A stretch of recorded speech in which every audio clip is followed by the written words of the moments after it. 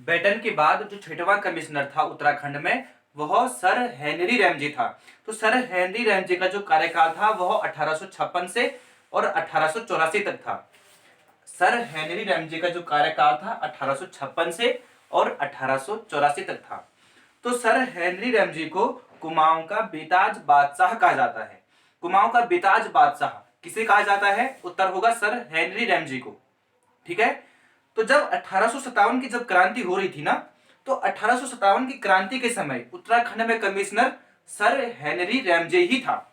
अगर आपसे प्रश्न इस प्रकार से पूछा जाएगा कि 1857 की क्रांति के समय उत्तराखंड में कमिश्नर कौन था, उत्तर होगा सर हेनरी रैमजे। ठीक है।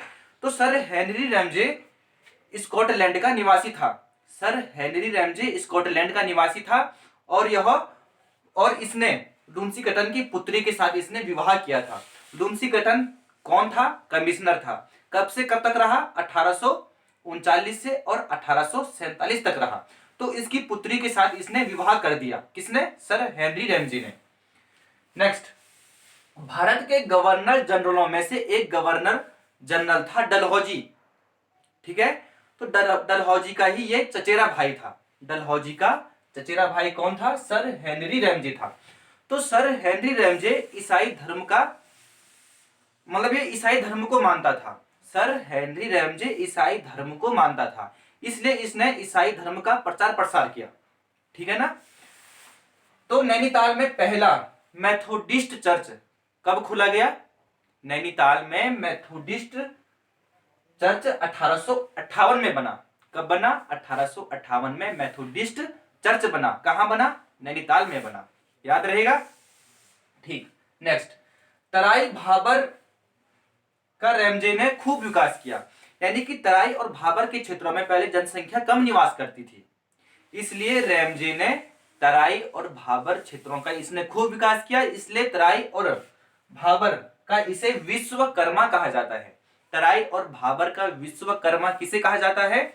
सर हेनरी रैमजे को कहा जाता है। नेक्स्ट, नैनीताल को स्कूली शिक्षा केंद्र के रूप में इसने विकसित किया।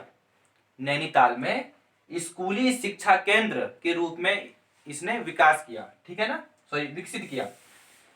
इसके बाद नेक्स्ट पॉइंट, विकेट और रैमजे। अच्छा, ये विकेट कौन था? ये विकेट सर हेनरी रैमजे का सहायक था। ठीक है, यानी कि असिस्टेंट कमिश्नर था। तो विकेट बंदोबस्त पूछा जाता है कि विकेट बंदोबस्त किसके समय में लागू हुआ? उत्तर होगा सर हेनरी रैमजे के समय में। तो विकेट और रैमजे ने 10वां भूमि बंदोबस्त 1863 में लागू किया। 10वां भूमि बंदोबस्त किसने लागू किया? विकेट और रैमजे ने किया। इसलिए इसे विकेट भू बंदोबस्त भी कहते हैं। कब लागू हुआ? 1863 में हुआ। ठीक है। और इसी 10वें भूमि बंदोबस्त में पहली बार वैज्ञानिक पद्धति का उपयोग किया गया। पहली बार वैज्ञानिक पद्धति का उपयोग किया गया। ठीक है ना, 10वें भूमि बंदोबस्त में। कब? 1863 में। Next, hill side safety committee का गठन किया गया 1867 में। हिल साइड सेफ्टी कमेटी का गठन किया गया 1867 में।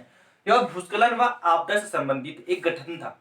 ठीक है ना, आपदा से संबंधित ये एक कमेटी थी। तो इस कमेटी का नाम क्या रखा गया? Hill side safety committee. कब किया गया इसका गठन? 1867 में। नेक्स्ट, 1869 और 70 यानी 1869 और 70 में रानीखेत में थाने की स्थापना की गई। थाने की स्थापना कब की गई? 1869 और 70 में। किसके कार्यकाल में की गई? सर हेनरी रैमजे के कार्यकाल में।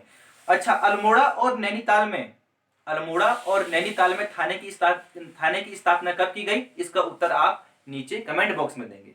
ठीक है। नैनीताल में 1880 में भयंकर भूस्खलन हुआ। नैनीताल में सबसे भयंकर भूस्खलन कब हुआ? 1880 में हुआ नैनीताल में। नेक्स्ट, उत्तराखंड में वन संरक्षण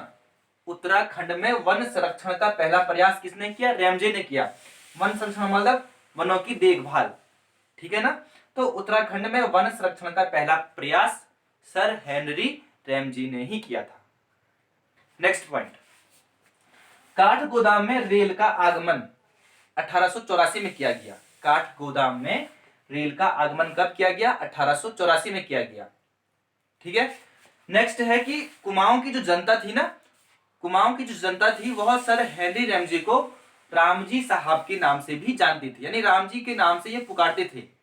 ठीक है।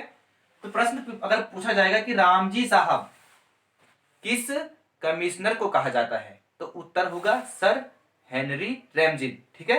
कब से कब तक इसका कार्यकाल रहा? 1856 से और 1884 तक। तो ये था 6वां कमिश्नर सर हेनरी रैमजे।